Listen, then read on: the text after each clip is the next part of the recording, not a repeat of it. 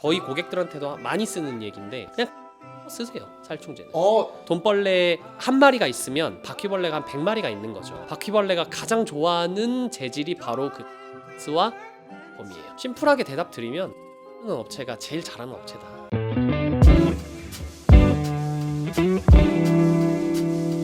오늘도 굉장히 소중한 분께서 오시는데 벌레와 해충들이 가장 무서워하는 분, 어마무시한 분이 오십니다. 예, 대표님 도착하셨어요? 네네네네. 오케이, 알겠습니다. 예. 아이고, 안녕하세요. 아이고. 네. 먼 길 오셨습니다. 아이고. 아유. 네, 오늘 잘 부탁드립니다. 네. 네, 많은 정보. 네. 솔직하게 한번 대답해 보겠습니다. 솔직하게. 네. 반갑습니다. 장호준의 이코 플로우. 들어갔나요? 그거예요? 네. 안 오히려, 들렸을까 봐. 오히려 신박한데요? 실례가 안 된다면 MBTI 어떻게 되십니까? 저 ENTJ입니다. ENTJ. 네네. ENTJ가 본인 사업에 좀 도움이 되시나요? 그 ENTJ에 추천하는 직업 중에 이제 사업가가 있긴 한데 저는 근데 사실 잘 모르겠습니다. 네, 오늘 황금 같은 시간 함께 빛내주실 우리 또 귀중한 분 모셨습니다. 대표님 본인 소개 직접 한번 좀 소개해 주시면 네, 감사하겠습니다. 안녕하십니까. 저는 해충 방제 작업이랑 살균 소독 진행하고 있는 방역업체 대표 칼콤의 허훈이라고 합니다. 반갑습니다. 반갑습니다. 초대해 주셔서 감사합니다. 너무 빛나요. 아니 대표님 혹시 돈을 네네. 제일 잘 벌었던 시기가 있을 것 같은데 혹시 돈을 제일 잘 벌었던 시기 몇 년도십니까? 절대 금액으로만 따지면은 일단 올해 게 안 나왔으니까 작년이죠. 작년. 작년. 네, 오. 근데 제가 볼 때는 올해 끝나고 나면 올해가 작년보다 더 나을 것 같아요. 이야. 저는 개인적으로 다행인 게 그 창업하고 나서부터 지금까지는 그 매출로만 따지면 계속 이제 우상향을 해왔기 때문에 오. 네, 매출로는요? 매출은 혹시 밝혀줄 수 있고? 매출로 네. 작년에 이제 한 2억 정도 됐습니다. 작년에 네네. 2억. 네네. 와 부럽습니다. 아니에요. 우리가 생각했을 때는 방역을 네. 왜 꼭 해야 되는 겁니까? 좀 저희가 알기로는 좀 안 하는 업체들도 있을 것 같고 그렇죠. 또 반드시 또 하려고 하는 업체가 있을 것 같은데 예. 대표님 입장에서 한번 설명을 해주신다면. 방역을 꼭 해야 되는 것은 아닌 것 같아요. 개인적으로. 그래요? 예, 왜 그러냐면 이게 일단 그 일반인들이 체감하지는 못해요. 이게 방역 효과라는 것을 체감하지를 못한다는 거죠. 그러니까 그 굉장히 쉬운 일례로 몇 년 전까지만 해도 있던 그 코로나 바이러스 같은 경우도 사실 눈에 보이지 않는 것이었기 때문에 작업을 하고 나서도 이게 어떤 효과가 명확하게 나온다라고 이제 자신할 수는 없었던 거죠. 아예 무균실이 아닌 이상. 무기실 왜냐하면 이상. 굉장히 일시적인 효과였을 뿐이었기 때문에 그게 이제 증발하니까 그 효과를 위해서 계속 작업을 하려고 하면 사실은 거의 매일 같이 해야 되는 거죠. 근데 현실적으로 그렇게 할 수가 없으니까 방역 작업이 꼭 필요하다. 그러니까 효과적으로 꼭 필요하다라는 말보다는 제가 볼 때는 그 사람들한테 조금 그 신뢰를 얻기 위해서 하는 게 더 맞는 것 같습니다. 이게 사람들은. 제가 하는 직업인데도 이렇게 말을 하는 게 어떻게 보면 제 얼굴에 침 뱉길 수 있긴 한데 근데 신뢰라는 건 어떻게 소비자 입장에서? 그렇죠. 이게 예. 저희가 그 만날 수 있는 고객 계층이 있겠지만 네. 대표적으로 뭐 방역업체를 이용하는 데가 대표적으로 식당 같은 데죠. 식당. 네, 그렇죠. 식당. 예. 근데 거기는 현실적으로 말씀드리면 어떤 벌레를 없애기 위해서 방역업체를 쓰시는 분들보다는 네. 그 식당을 이용하시는 이용객들한테 공신력을 얻기 위해서 쓰시는 분들이 더 많아요. 그 신뢰를 말씀하시는 그렇죠, 거구나. 그렇죠. 그래서 그 세스코를 하는 이유가 네. 세스코가 아무튼 어쨌든 모든 사람들한테 공신력이 있는 방역 업체니까 네. 실제로 효과가 나오든 안 나오든 그냥 그 마크를 거는 거죠. 아. 세스코 같은 경우는 이제 아무래도 거의 이제 정기 계약으로 들어가게 되는 거죠. 그래서 그 업체를 이용을 하고 있는 사람들한테 공신력이 있기 때문에 네. 세스코는 소비자들한테 이제 그렇게 접근을 하는 거고 네. 저 같은 경우는 사실 정기 계약이 필요 없는 현장들도 많이 있는 거죠. 방역 작업이라는 게 원래 네. 비율을 들었을 때 영양제에 좀 가까우니까 이렇게 좀 자주 먹어주면 더 좋기는 좋아요. 네. 근데 이제 건강한 사람들은 영양제를 조금 뜨문뜨문 먹어도 되는 거잖아요. 예. 그래서 저는 이제 건강한 사람들을 만났을 때 영양제를 꼭 드시지 않아도 된다. 뭐 운동 정도만 해도 괜찮다. 이렇게 안내를 해드리려고 하는 거죠. 그래서 제가 직접 현장에 방문을 했는데 현장 심각도가 대단히 높지 않으면 네. 정기 계약 쪽으로 끌고 가지 않고 그냥 입원만 가지고 충분히 되니까 너무 걱정하지 마셔라. 그리고 이제 자가 방제, 그러니까 뭐 예를 들면 청결도 유지를 해주신다던가 예. 아니면 종종 이제 살충제 같은 걸로 벌레 나올 만한 곳에다가 좀 시공을 해주면서 좀 생활하시다가 나중에 이제 불편하실 때 사후 작업으로 불러라 이렇게 좀 접근을 하는 편입니다. 그러면은 제가 그냥 갑자기 궁금한 거 대표님 입장에서는 방역을 좀 집중해서 들어가야 되겠다라는 어떤 기준과 네. 이 정도면 괜찮습니다라는 기준이 아까 방금 영양제랑 비유를 하셨는데 네. 실질적으로 좀 들어가 봤을 때는 어떻게 좀 판단하시나요?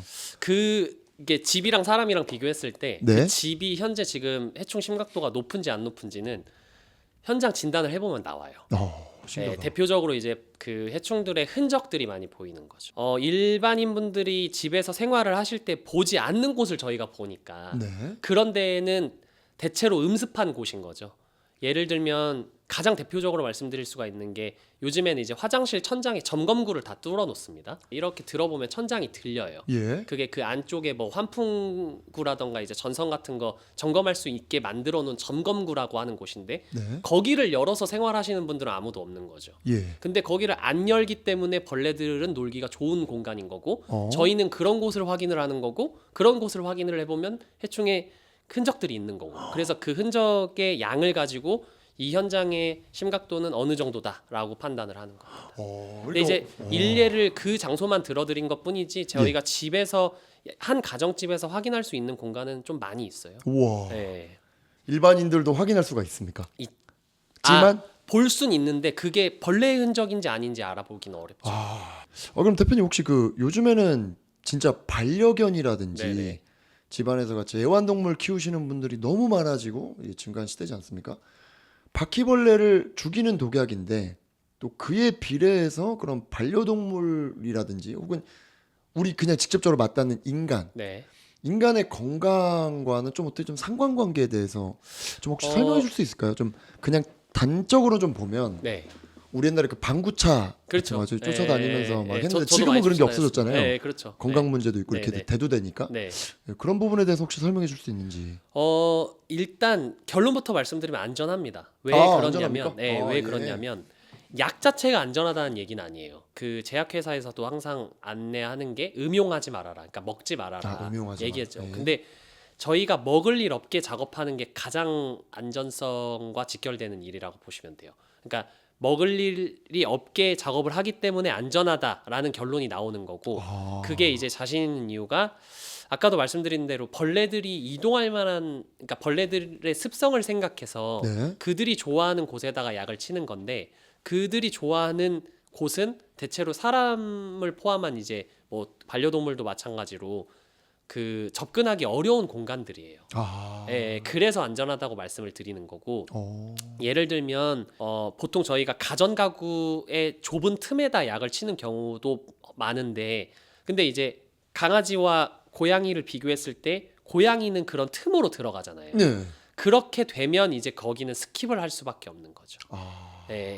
대표적으로 아파트 같은 데 가보면 그 우수관 옆에 이제 하수구가 있는데 거기는 다 노출되어 있어요. 근데 약은 필수적으로 쳐야만 해요. 그 공간은. 그 공간은.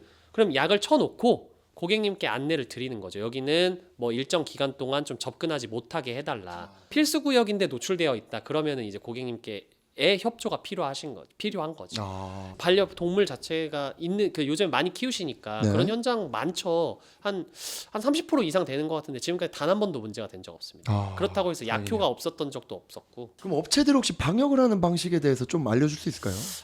거의 대표적으로 크게 두 가지인데 첫 번째는 밖에서 들어오는 유입 경로를 차단하는 게 이제 그 첫 번째 업무고 두 번째는 이제 약제 시공을 하는 거죠. 약제 시공. 가장 대분류로 나누면 그렇게입니다. 아. 근데 이제 1번 같은 경우 아까 제가 말씀드렸던 유입로 차단 같은 경우는 현실적으로 100%는 안 돼요. 절대. 왜 그러냐면 벌레들이 들어올 수 있는 틈이라는 곳이 일반인들이 막을 수가 없습니다. 이제 세면대도 보면 예.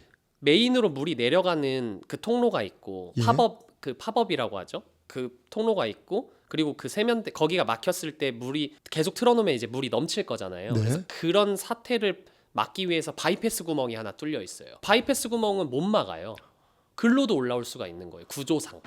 그래서 근데 제가 이것도 예를 여기만 들어드린 것뿐이지 일반 가정집뿐만이 아니라 어떤 현장에서든 간에 인테리어를 하다 보면 마감이 절대 안 되는 틈이 무조건 벌어지기 마련인 거고 예, 그런 데서 들어오는 거죠. 근데 저희가 유입로 차단이 1번 업무입니다라고 말씀을 드렸던 이유는 싱크대 하수구 호스가 이렇게 꽂혀 있는데 이 부분이 마감이 안 되어 있다든가 네. 이런 거는 저희가 도와드리는 거죠. 해드릴 수 있는 부분. 근데 인테리어적으로 건드려야 되거나 절대 못 막는 부분은 어떻게 해드릴 수가 없는 거죠. 그런 부분에다가 약재 시공을 해서 막는 겁니다. 아, 약재 시공 네, 때 네, 약재 네. 시공을 들어가는군요. 네, 근데 이제 약재 같은 경우도 종류로 따지면은 좀 많이 있는 뭐 열 몇 가지가 되는데 네. 대표적으로 종합살충제라는 약재 하나 가지고도 많은 벌레를 잡아낼 수가 있습니다. 근데 아. 중요한 건 그게 그렇게 단순한 일이 아닌 게 벌레들마다 습성이 다 다르잖아요. 네. 그래서 그 습성에 맞춰서 약재를 써야 돼요. 한 약을 쓰더라도 어떤 벌레는 여기를 좋아하니까 여기다가 집중 타격, 어떤 벌레는 여기를 좋아하니까 여기다 집중 타격, 이런 식으로 작업 방법이 좀 있는 거죠. 아, 그 일반인들이 진짜 관심을 심도 있게 기울이지 않는 이상은 그렇죠. 구분하고 판단하기 어렵다는 그런 말씀이시네요. 그래서 약 그 작업하고 나면 이제 고객분들께서 어떤 약을 써야 되는지 좀 추천을 해달라고 해서 예? 제가 말씀을 드려요. 왜냐하면 시중에서 살 수 있으니까. 근데 오. 중요한 건 약재가 중요한 게 아니라 약을 시공하는 방법이 노하우고 그 노하우에 따라서 약효가 나오냐 안 나오냐가 결정되기 때문에 네네 사실은 좀 심각도가 있는 현장이면 그냥 업체의 도움을 받는 게 약과 맡기는 거일 수도 있죠. 뭐 요즘뿐만 아니라 이제 우리가 방역 혹은 뭐 이렇게 벌레 퇴치라고 하면은 대표적으로 이제 바퀴벌레가 있지 않습니까? 그렇죠. 예. 네. 근데 요즘에 뭐 광고에서도 그렇고 뭐 바퀴벌레한테 그 약을 이제 뿌렸는데 네. 뭐 벌레가 뭐 이렇게 죽었는지 음, 안 죽었는지를 이렇게 유무를 좀 판단하기도 어렵고 네. 그리고 그 바퀴벌레를 이렇게 우리가 뭐 화장제 이렇게 좀 싸가지고 뭐 밖에다 버릴지 뭐 변기에다 버릴지 뭐 이렇게 판단했는데 이게 뭐 완전히 퇴치가 된 건지 아니면 뭐 완전히 뭐 죽어서 뭐 사라진 건지 뭐 이런 거를 우리가 뭐 판단할 수가 없잖아요. 그렇죠, 그렇죠. 예, 예. 그럴 때 어떻게 저희가 이렇게 이게 그 컨설팅을 주신 질문에 네네. 답변이 너무 답변 자체가 여러 가지인 게 예, 예. 일단은 바퀴벌레도 종류가 좀 여러 가지니까 네. 그 아, 바퀴벌레도 종류가 여러 가지다. 그렇죠. 종류들마다 습성도 다르고 이게 어떤 벌레한테는 맞는 얘기고 어떤 벌레한테는 또 틀린 얘기예요. 근데 그래요? 일단 첫 번째 질문으로 그 약재를 뿌렸는데 잘 안 죽는 것 같다. 네. 근데 그거는 원래 정상적인 겁니다. 왜 그러냐면 저희가 쓰는 업자용 약도 뭐 물론 시중에서 알아보면 살 수는 있지만 어쨌든 업자용 약도 바로 죽진 않아요. 다시 말씀드리면 약을 시공하자마자 얘네들이 바로 즉사하는 약재가 아닙니다. 실질적으로는 몸에 독이 퍼져야 죽는 거잖아요. 네. 그게 바퀴한테도 그 살충제도 마찬가지예요. 그래서 약에 걸렸을 때 그 자리에서 너가웃이 안 되는 것 같다. 그건 맞는 그 원래 정상 현상인 거고. 근데 이제 그 움직이는 거 자체가 꼴 보기 싫으니까 엄청나게 뿌리죠. 예? 근데 그 깡통을 에어로졸을 계속 뿌리다 보면 하얗게 질려요. 네. 이렇게 하얗게 물지잖아요. 네, 네. 그렇게 해서 죽는 경우는 익사하는 겁니다. 아, 익사를 하는 예, 겁니까? 예, 살충제로 죽는 게 아니라 원래 살충제로 죽으려면은 수분 정도가 필요해요. 몇 분인 거는 벌레들마다 조금씩 상이하니까 제가 정확하게 뭐 2분 기다리세요, 3분 기다리세요 이렇게 말은 못 해드리지만 어쨌든 몇 분 걸려요. 예, 그래서 어쨌든 하실 수만 있으면 약을 뿌려놓고 그냥 두셔도 죽긴 죽을 거예요 아마도 어떤 약이든 간에. 근데 이제 일반인 분들은 그 모습을 보기 그쵸, 싫으니까 그 순간을 못 기다리는 그렇죠. 거죠. 예, 예. 그래서 많이 뿌리는 건데 어쨌든 그거는 차치해 두고 예. 답변은 어쨌든 죽는다라는 거. 아까 말씀 중에 바퀴벌레도 종류가 여러 가지다 네네네네. 있다라고 말씀도 해주셨고 네. 우리가 뭐 어떤 벌레 혹은 해충 어떤 기준 이런 우리가 모르는 어떤 종류들이 굉장히 많을 텐데 어떤 해충의 종류라든지 네. 예. 가정집에서 볼 수 있는 게 한 30 몇 가지 정도 되는 것 같아요. 아직까지도 가면 이게 어떤 해충인지 모를 때가 종종 있어요. 근데 대체로 그런 데가 어디냐면 자연 친화적인 집. 자연 친화적인 그러니까 집, 예를 산 들어서- 근처에 있다든지 그렇죠. 주변에 수목이 너무 많거나 아니면 네. 큰 마당이 있는 뭐 평창동 이런 데 갔을 때는 숲속에서만 사는 애들이다 보니까 네. 그걸 봤을 때 뭔지 잘 모르겠더라고요. 아, 네, 근데 30몇 가지가 있군요. 그렇죠. 일반적으로 그 쉽게 볼 수 있는 가정집에서 쉽게 볼 수 있는 종류로만 봤을 때는 한 30몇 가지 정도.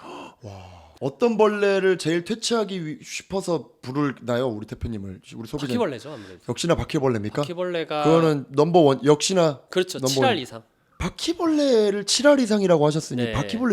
바퀴벌레만 해도 좀 종류를 좀 디테일하게 좀 한번 좀 열거해 줄 수 있고 설명해 줄 수 있나요? 예. 네이버에 치면 종류로만 했을 때 이제 너무 많은데 예. 가정집에서 볼 수 있는 건 저는 대표적으로 5가지라고 안내를 드리는데 네.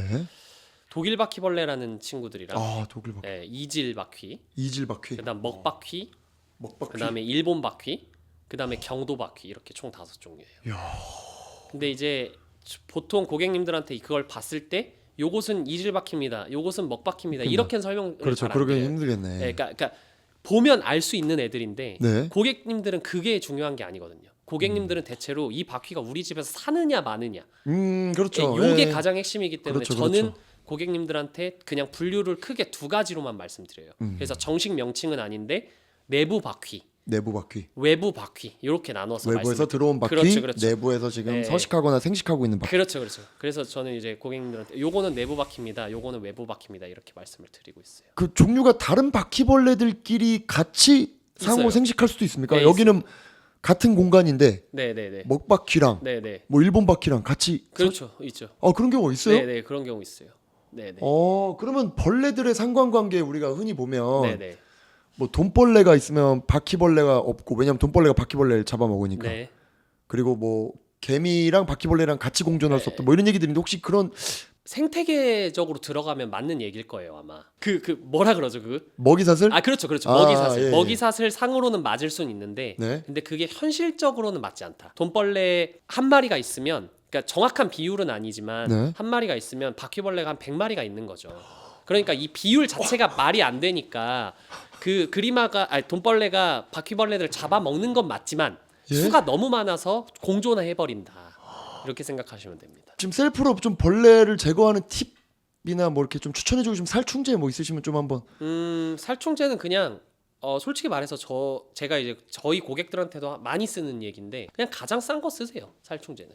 오히려요? 네, 아는 사람 입장에서 말씀드리면 어차피 그 성분만 들어가면 네. 다 살충력이 있는 약들인 거고 그리고 그 성분은 모든 살충제에 다 들어가 있습니다. 그래서 한 뿌리에서 내려오는 약들이기 때문에 어떤 살충제든 쓰시고 예. 대신에 뭐 검색해 보시면 알겠지만 바퀴벌레 약을 쳤을 때 뭐 맥스포스 겔이라던가 뭐 레전드 맥스포스 겔이라던가 레전드 이런 겔. 겔류의 약이 많이 나올 텐데 네. 그 약은 남용하지 마세요. 요렇게 남용이라는 게 네. 그러니까 식독제라고 하거든요. 바퀴벌레가 먹고 죽는 약. 그래서 네. 편하게 말씀드리면 독약인데 제가 지금까지 나열해드렸던 겔류가 다 독약이에요. 근데 네. 독약이라는 건 먹어야 죽는 약이잖아요. 네. 그래서 먹게끔 하기 위한 유인제 성분이 조금 들어 있습니다.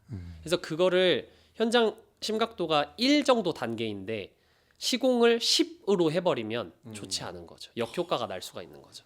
그래서 저는 개인적으로 그러니까 본인이 생각할 때 너무 심각하다.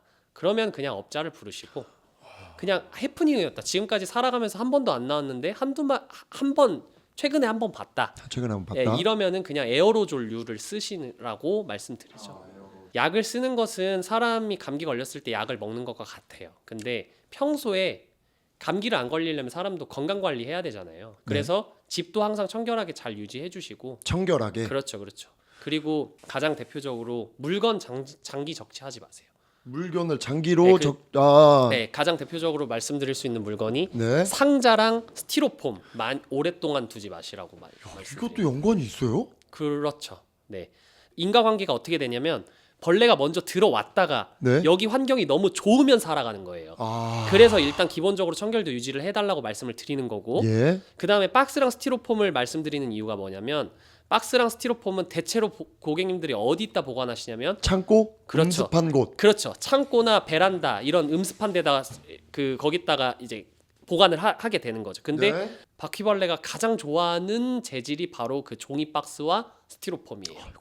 그래서 아까 제가 분류해드렸던 외부 바퀴 네. 걔네들이 습성상 밖에서 살면서 내부로는 침투만 하는 애들일 뿐이지 네. 내부에다가 그런 환경을 조성해버리면 내부에서도 살 수 있는 거죠. 그래서 이제 제가 가장 많이 하시는 실수 중에 하나가 이제 가전제품 받았던 택배 상자예요. 가전제품은 대체로 가전제품 밖에다가 스티로폼 싸고 그 밖에다 박스 네, 싸니까 맞아요. 그럼 그거를 이제 상자를 뭐 되팔이를 하려고 하시는지 모르겠는데 그대로 그냥 보일러실이나 뭐 음식판 이런 데다 두시는 거죠. 그럼 그 베란다에 만약에 하수구가 있다. 예. 하수구에서 바퀴벌레가 올라왔다. 여기를 발견했다. 그럼 여기다 알을 깔 수도 있는 겁니다. 그래서 이제 소비자를 위한 팁이라고 하면 약재는 아무거나 쓰시되 겔은 남용하지 말고 그 다음에 이제 청결도 유지해 주시면서 물건 장기 적치하지 않도록 해준다. 이렇게 생각하시면 됩니다. 감사합니다. 왜 마음이 편해질까요? 뭔가 대비할 수 있는 어떠한 그렇죠. 팁인 것 같아요. 네, 왜 네, 이런 상자 뭐 스티로폼 이런 거는 살면서 또 처음 듣는 얘기라. 그렇죠. 그럼 가봤던 집 중에 최악의 집도 있었습니까? 최악의 집. 그렇죠. 그런 집도 있죠. 근데 실패한 현장은 없어요. 그래도 왜 그러냐면 결국엔 없어질 때까지 약을 치다 보니까 실패한 현장은 없었는데 그 최악의 현장이라고 하면 가장 오래 싸웠던 현장이라고 말씀드릴 수가 있어요. 가장 오래 싸웠던. 근데 거기가 벌레가 제일 많지는 않았는데 네. 약효가 정말 안 들었던 집이라서 그래서 약효가 정말 안 들면 막 7, 8개월 정도 싸워야 되는 경우도 있고요. 근데 그거를 매달 가서 7, 8개월 정도 싸워야 됐던 현장이 있고 그다음에 벌레가 가장 많았던 집은 그냥 집안 전체가 아예 그 점령 당한 집도 있어요. 뭐 1년에 한 그래도 4-5군데는 보는 것 같아요. 그러니까 지금까지 보면 한 20곳 이상 본 거죠. 뭐 옷장을 열었는데도 막 쏟아져 나오는 집도 있고. 근데 옷장이 오염됐을 정도면 이미 다른 공간은 거기가 이제 사람 사는 집인지 벌레가 사는 집인지 알 수 없는 정도 수준. 그러니까 주객전도된 정도 수준이라고 보시면 되죠. 그런 집도 보셨다고요? 실제로도? 그렇죠. 벌레를 본능적으로 너무 싫어해서 네. 벌레가 발견되지 않았음에도 미리 대비하고서 업체를 부르는 게 좋습니까? 아닙니다. 이게 발견되지 않고서는 너무 걱정하지 마시고 발견되고 나서 이거는 어떤 걸 권장하십니까? 정석적인 답변은 무조건 예방이에요. 그러니까요. 먼저 왜냐면 작업을 하는 게 맞습니다. 예. 아까도 말씀드린 대로 약을 코팅을 해놓으면 어쨌든 들어왔을 때 빨리 죽을 거니까. 그럼 그 빨리 죽는다라는 건 내 눈에 띌 확률도 낮아진다라는 거기 때문에 정석적인 답변은 정말 예방이 무조건 맞는데 그 방역업체의 존재를 벌레가 나왔을 때 아시는 분들도 많이 계시기 때문에 네. 선제 작업하시는 분들은 거의 없고 근데 이제 저를 만나셨던 분들은 선제 작업을 대체로 하세요. 근데 그 선제 작업을 매번 하는 건 아니고 이제 겨울이 지나고 나면 한 3, 4월부터가 새 시즌이 열린다고 저는 보통 표현을 하거든요. 네. 예방 작업을 한번 하시는 거죠. 그때가 웬만한 벌레의 산란기다 보니까 지금 요맘때죠. 요맘때가 산란기이다 보니까 미리 좀 작업을 해두면 알을 낳을 수 있는 모체들도 많이 죽고 이미 태어나서 이동하고 있는 그런 새끼들도 죽기 때문에 안 한 현장과 한 현장은 이제 한 5월, 6월 그러니까 소위 말해서 성수기로 접어들었을 때 개체수 차이가 좀 많이 나는 거죠. 시즌을 이런 정보를 알고 있으면 시즌을 대비할 수는 있겠군요. 네네네. 근데 이제 그 어쨌든 다시 그 질문에 돌아와서 그렇다고 해서 막 예방 작업을 계속 하라고 추천드리고 싶지는 않아요. 이게 아무래도 비용이니까. 그러니까 현장의 심각도가 너무 천차만별인데 그분들한테 그냥 포괄적으로 무조건 예방하셔야 됩니다. 필요 없는 현장도 하셔야 됩니다. 이렇게 말씀드리고 싶지는 않습니다. 제 가치관상. 그러면 혹시 방역업체 고르는 팁을 좀 한번 그래서 가장 심플하게 대답 드리면 제일 꼼꼼하게 해주는 업체가 제일 잘하는 업체다. 제일 꼼꼼하게 해주는 제일 꼼꼼하게 해주는 업체. 저는 개인적으로 제가 좀 꼼꼼하게 하는 편이라고 생각하는데 왜 그러냐면은 이제 고객들이 대체로 제가 작업을 하면 이런 데까지 봐주시냐는 질문을 많이 받아요. 이런 데까지 하세요? 이런 데까지 하세요. 그러니까 집에서 이런 데서 나와요?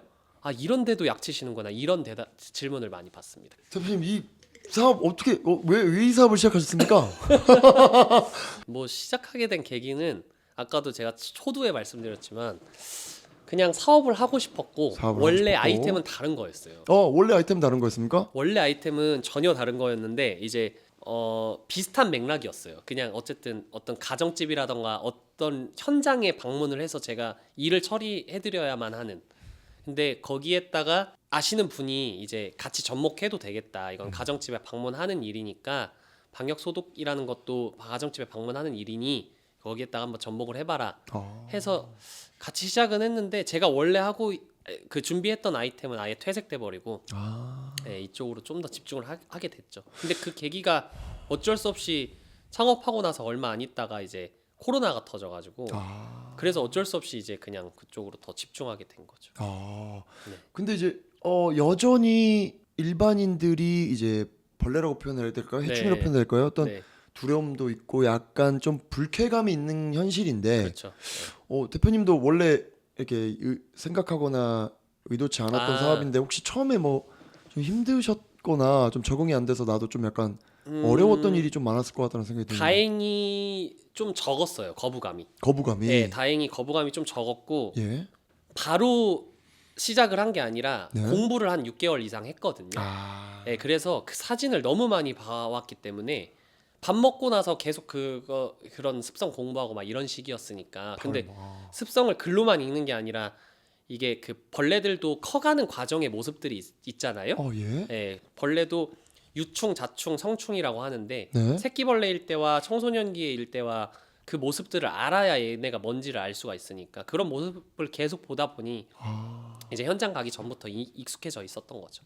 제가 아직도 기억나는 게 한 첫날 두 번째 집이었나 그랬던 것 같아요. 근데 네. 아무튼 이 열었는데 갑자기 쏟아져 나와가지고 제가 이제 뒤로 넘어져 이렇게 엉덩방아쳤었어요.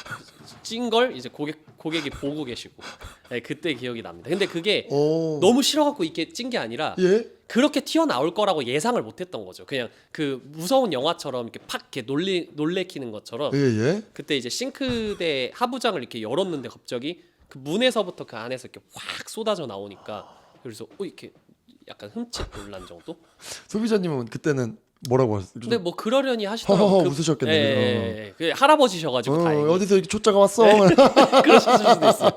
근데 중요한 건 거기도 어. 한 5번 해가지고 잡아드렸죠. 다. 야 신기합니다. 네. 아니 그 사업하는 이제 입장이시니까 방역업체를 운영할 때 네네. 어디서 좀 이렇게 지출이 많이 나는지 좀 혹시 그냥 부분에서 얘기해 줄 수 있을까요? 네, 모든 업체가 다 똑같진 않습니다. 근데 네. 저희 업체 기준으로 말씀을 드리면 저는 광고비에 제일 많이 나가요. 아. 네.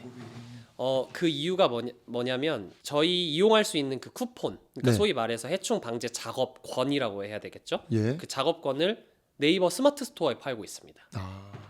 그렇다 보니까 그걸 노출시키려고 하면 네. 광고를 해야만 하는 거고 그 광고비가 제일 많이 나가요. 작년 기준으로 보면 3분의 1에서 4분의 1 사이, 그러니까 한 25에서 33% 사이가 광고비입니다. 광고비로 많이 나가는군요. 제일 많이 나가요. 그러면 아까 그 말씀 중에 사업이 계속 우상향했다라고 말씀을 해주셨는데 네네네. 그래도 좀 그 사이에 굉장히 경제적으로 좀 힘들었던 시기라든지 좀 굉장히 어려웠던 시즌이 있었는지 그런 시즌이 있었다면 또 어떻게 좀 극복을 하셨는지 좀 궁금한데. 그렇죠, 있었죠. 개인적으로 가장 기억에 남는 시점은 어쩔 수 없이 창업 초죠. 창업 초 네, 창업 초기에는 이제 저도 제대로 할 줄도 몰랐고 홍보도 어떻게 해야 되는지 모르고 몰랐고. 그래서 그때는 아까도 말씀드렸듯이 이제 손가락 빨았어요. 손가락 빨았고 그렇다 보니까 쓰리잡 했었어요. 쓰리잡을 예, 하셨어요? 예, 새벽에 야간에 그 알바하고 예. 예, 지하철 나가가지고 지하철은 이제 새벽에 안 다니니까 그때 이제 통신선 배선하는 일, 예. 뭐 감시 카메라, 그 CCTV 교체하거나 예. 이런 거 하고 그 다음에 주말에는 신라면세점 가서 발레 파킹하고, 그리고 주중 낮에 이제 그 제가 하고 있는 칼콤을 했던 거죠. 그럼 언제쯤 그 두 가지 일은 또 이제 그만두게 된 시점으로 그게 자리 잡았? 코로나 딱 터지고예요. 그럼 창업하고 몇 년 이후? 한 6개월. 6개월 뒤에? 네, 그래서 좀 빨리. 운이 좀 좋긴 했죠. 저는. 오히려 코로나가 그러면 조금. 수혜를 받았죠, 저는. 칼콤이 그러면 다른 업체와 좀 다른 점 한번 얘기해 줄 수 있을까요? 다른 점, 네. 강점이라고 차별성, 생각해도 되나요? 강점. 네, 강점. 뭐 제가 아까 우스갯소리로 꼼꼼함이라고도 말씀드렸지만 제가 조금 더 신경 쓰고 있는 부분은 정보 전달인 것 같아요. 그 당신의 현장, 그러니까 당신의 집에 어떤 문제가 있다라는 거를 좀 자세하게 설명을 해줘야겠다. 왜냐하면 실제로 고객들은 아까도 제가 말씀드렸던 것처럼 바퀴가 나왔을 때 보통 인터넷에 찾아보면 바퀴 한 마리 보면 몇백 마리 있다더라, 이런 글에 이제 공포에 휩싸여가지고 부르시는 분들이 많이 계신데 고객 입장에서는 너무 답답한 거죠. 그냥 작업 받았구나 요 정도만이 아니라 제가 드리고 있는 그 서비스는 당신 집에 지금 살고 있는 바퀴는 아니니까 걱정 안 하셔도 된다.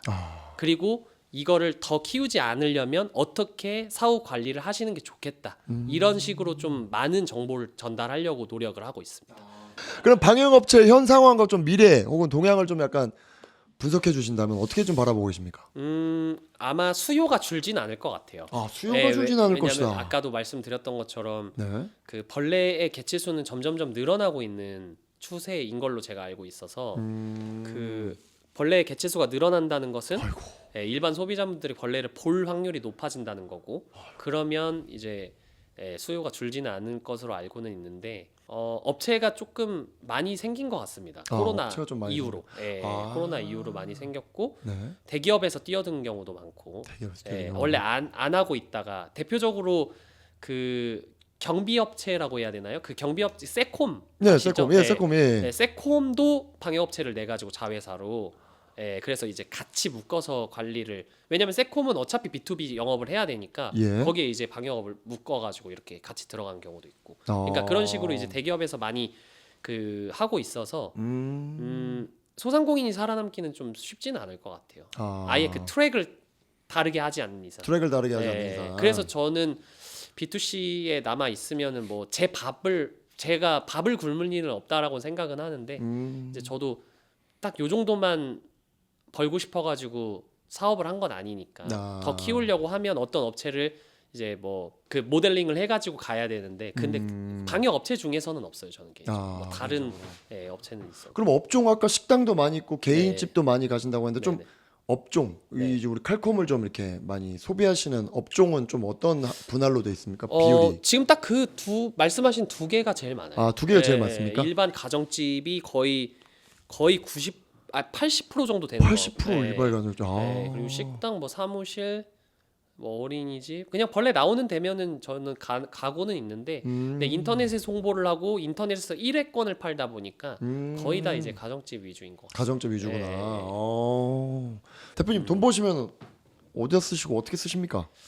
최근의 태도에 대한 답변을 드리자면 네. 그냥 좀 이제 좀 사람답게 재테크를 해보려고 생각 중이라서 그냥 소위 말해서 일단은 그 시드머니 만들려고 많이 노력하고 있어요. 그럼 대표님이 가지고 계신 사유재산 중에 가장 비싼 거는 뭡니까? 집? 오! 네. 자가. 네, 지금 살고 있는 집은 아닌데. 위치만 어디 지역입니까? 의정부예요, 의정부. 의정부요. 서울 아니고 서울은 안 돼. 지금이 24년이죠. 17년에 월직이 계약했어요. 네. 사업하시기 전에.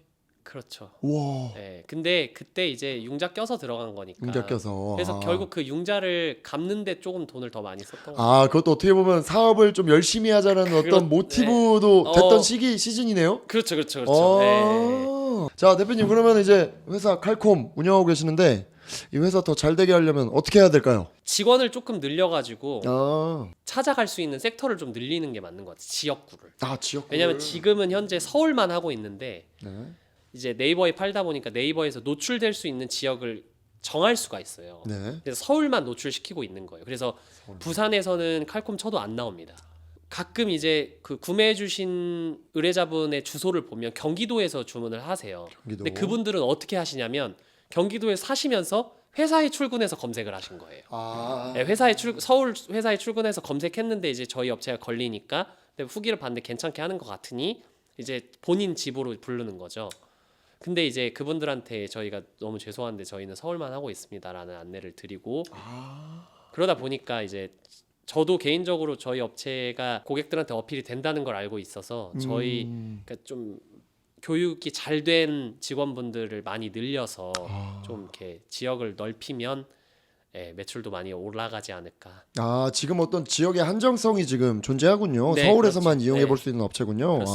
직원이 그렇게 많지 않으니까 그 너무 지역을 넓게 잡으면 이동 시간이 너무 길어서 하루에 그 찾아뵐 수 있는 고객 수가 너무 적어지는 거죠. 알겠습니다. 끝으로 회사 홍보 부탁드리겠습니다. 회사 홍보. 그냥 저희 그 슬로건으로 말씀드리겠습니다. 네, 언제나 칼콤하게 작업하는 방역 왜 웃으세요? 업체입니다. 굉장히 진지하고 아니 차갑죠. 근데 예. 이거 입 밖으로 얘기한 게 처음인 것 같아요. 그래요? 항상 그 서류에는 이렇게 적어놓는데 그 고객들한테 보내는 서류에는 끝에 이제 언제나 칼콤하게 이렇게 한 다음에 이제 칼콤 써놓는데 네, 언제나 깔끔하게 작업하는 네, 방역업체 칼콤입니다. 감사합니다. 칼콤 허원 대표님이었습니다. 감사합니다. 감사합니다.